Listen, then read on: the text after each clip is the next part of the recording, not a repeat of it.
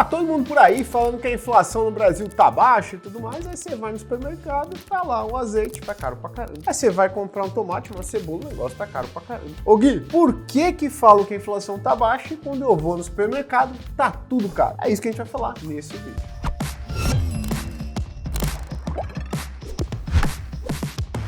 Então, antes de começar esse conteúdo, eu vou pedir que você o curta, compartilhe com quem também precisa ter acesso à informação e se inscreva no canal para estar sempre antenado com as informações que nós vamos compartilhando aqui. Bom, primeiro vamos entender o que é a inflação. A inflação é um aumento generalizado nos preços de uma economia. Basicamente, você percebe ali que a sua moeda, a nossa moeda, o seu dinheiro, está perdendo poder de compra ao longo do tempo. Você deixa R$1.000 paradinho em cima da sua cômoda e você vê ele ao longo do ano podendo comprar cada vez menos coisas. Como a inflação é medida? A inflação é medida pelo IBGE, o Instituto Brasileiro de Geografia e Estatística, tá certo? E ele monitora aproximadamente 400 itens, entre bens e serviços, em 9 das principais regiões metropolitanas do Brasil. Então veja só, o Brasil é um país continental, tem tamanho de um continente basicamente. E é difícil, com um único índice, você mensurar como que anda o custo de vida do brasileiro, da brasileira. Somos mais de 200 milhões de habitantes. Então, muito provavelmente, a sua inflação pessoal é muito diferente da que o IBGE calcula, tá? Pouquíssimas pessoas têm uma inflação igual à medida pelo IBGE,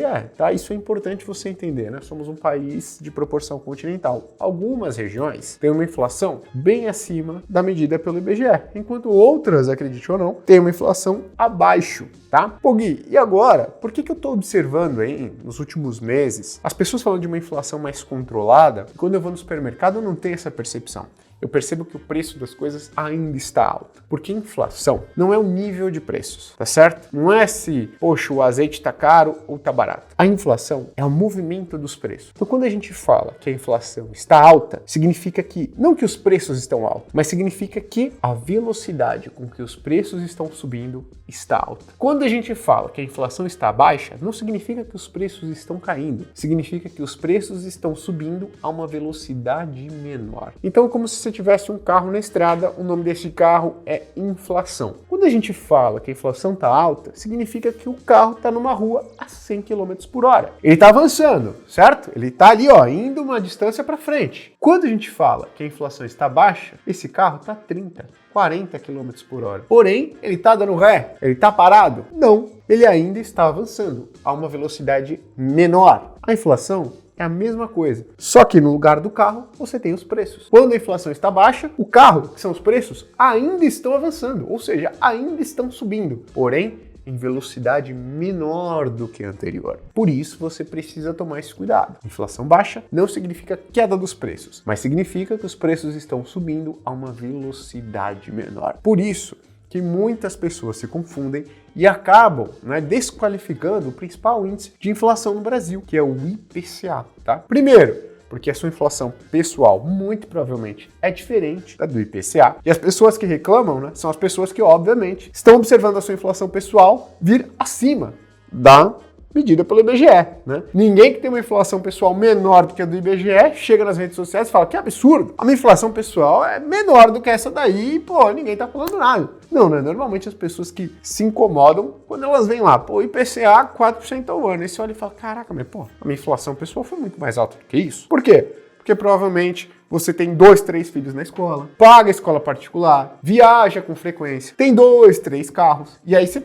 obviamente, dependendo do momento, o preço, o reajuste da matrícula, da mensalidade dos seus filhos, suas filhas estão vindo mais alta, Poxa, o preço dos combustíveis subiu mais, o preço da passagem aérea está subindo a uma velocidade alta, isso pesa mais no seu bolso de quem tem filhos em escola pública, de quem não anda de avião, tá certo? Em outro momento, pode ser que a mensalidade dos seus filhos esteja subindo a uma velocidade menor, que a gasolina esteja caindo e a sua inflação de quem ganha mais vai ser menor do que quem ganha menos. Então depende do momento que a gente tá também. O que eu quero ressaltar para você é, inflação baixa não significa queda nos preços. Ô Gui, então o que é uma queda nos preços? Uma queda nos preços é o que a gente chama de deflação. O que é a deflação? A deflação, ela acontece quando há uma queda generalizada no preço dos bens e serviços da economia. Então é como se o IBGE monitorasse esses bens e serviços, esses 400 bens e serviços, nas 9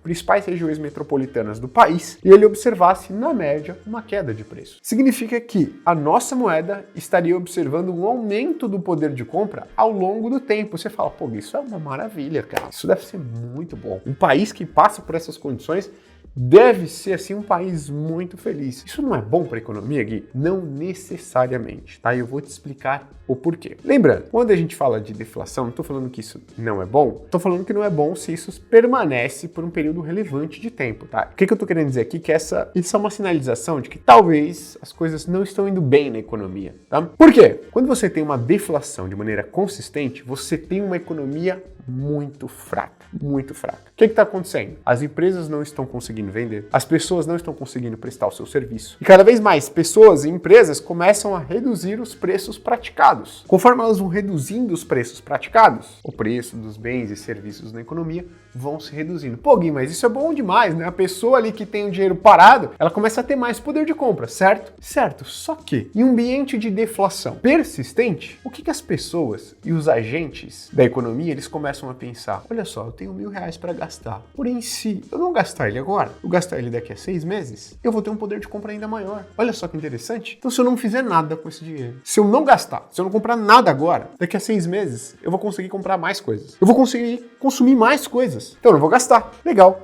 Mais pessoas e empresas começam a fazer a mesma coisa. E você reforça esse movimento. Do outro lado, você tem empresas e pessoas querendo vender seus bens, oferecer os seus serviços. E elas falam, poxa, as pessoas não estão comprando, vou continuar reduzindo os meus preços. Elas continuam reduzindo os preços. Você mantém a deflação, o preço da economia continua caindo. E as pessoas que têm dinheiro guardado falam, poxa, olha lá, tá vendo? Que bom que eu não gastei. Por quê? Que eu não gastei e o meu poder de compra continua aumentando ao longo do tempo. É um problema que o Japão, por exemplo, vivenciou e vivencia às vezes ainda, de deflação e atividade econômica deprimente de maneira persistente. Qual que é a maneira de combater isso? É muito difícil você sair dessa armadilha deflacionária, porque cada vez mais as pessoas entendem que segurar o seu consumo, segurar os gastos vai te trazer benefícios no futuro e você não consegue estimular a atividade econômica de jeito nenhum. Você começa a destruir empregos, por quê? Já que as empresas não vendem, começam a reduzir cada vez mais os seus preços, o que elas fazem? Começam a cortar postos de trabalho. Com menos pessoas empregadas, você tem uma menor renda da população, menos pessoas comprando, você tem uma menor atividade econômica. Você cria um ciclo vicioso. Você precisa, normalmente, ter uma forte intervenção do governo e do Banco Central para conseguir sair dessa armadilha deflacionária. Para onde vão os juros quando você tem uma deflação? Para o patamar negativo. Ou seja, se você pega o seu dinheiro, você compra um título público, você vai ter menos lá na frente do que você teria se tivesse deixado ele na conta corrente. É isso que acontece em um ambiente deflacionário.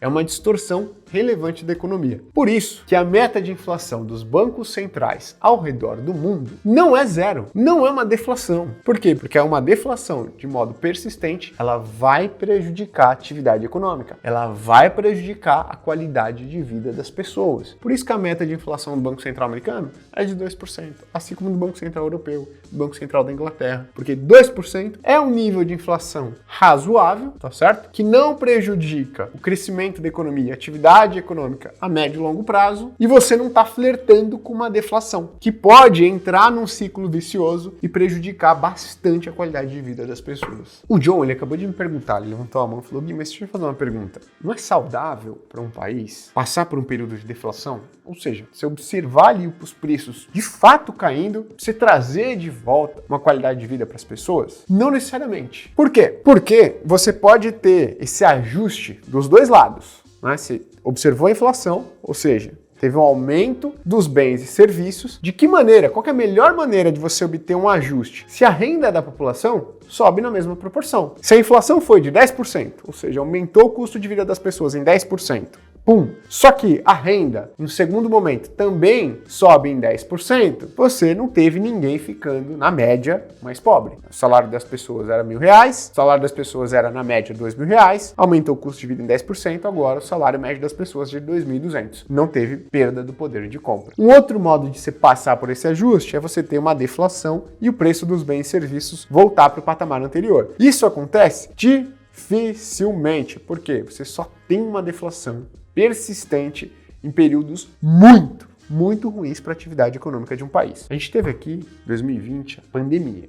Pandemia. O PIB do Brasil caiu de maneira significativa. O PIB de vários outros países do mundo. E nem assim o Brasil teve uma deflação, ou seja, uma queda no preço dos bens e serviços aqui. Até teve em um mês ou outro uma deflação, mas eu estou falando aqui de uma inflação persistente. Imagina então qual tem que ser o tombo na nossa atividade econômica para a gente observar uma deflação. Então, não. O melhor modo de você ajustar o poder de compra das pessoas não é você observando uma deflação, mas sim um aumento na massa salarial, um aumento na renda média das pessoas tão relevante ou superior à inflação daquele período. Aí vem uma outra pergunta, né? Pô, Gui, mas por que alguns países passam por uma crise econômica tremenda, mesmo assim eles não observam uma deflação? Essa é uma pergunta boa e a resposta vai ficar para outro vídeo. Que outro vídeo? Um vídeo falando sobre as causas que podem levar uma economia, um país, a observar uma inflação muito alta. Espero que você tenha gostado desse vídeo. Se gostou, deixa o like. E se quer ver esse vídeo falando sobre as causas da inflação, deixa aqui o seu comentário. Muito obrigado pela sua audiência. Até a próxima. Tchau, tchau.